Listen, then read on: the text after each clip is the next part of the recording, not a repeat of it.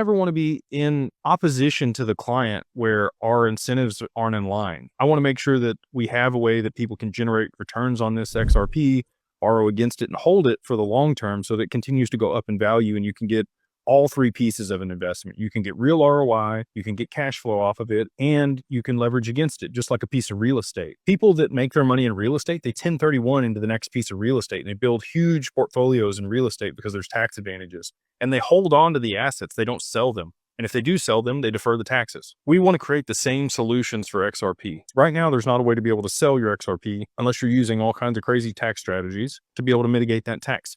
I am hopeful, just like everybody else, that we get zero capital gains here in the US on XRP and these other digital assets, which I think is probably likely. I mean, how else are they going to be able to settle all these transactions with micro movements in the price and not have to rack up and keep track of all those changes and what the basis was and like all these things? The banks wouldn't do it. So I am highly confident that we do see a situation in the US where there are no taxes on certain cryptos that are infrastructure like XRP and XLM, HBAR, maybe XDC now that they're here domestically. But that will incentivize people to sell and they're going to miss the upside. So what's the cost to benefit on that? Yeah, you don't pay any taxes, but now you missed out on another 10x or another 100x or another 1000x on the investment. Like imagine selling Bitcoin at $100, not paying any tax. Awesome. But then you missed out on it going another 1000x to $100,000. We want to be working with people that want to hold over the long term. That is our client base at Digital Wealth Partners and Digital Ascension Group. We want to help people create legacies for their family that are multi-generational, where 4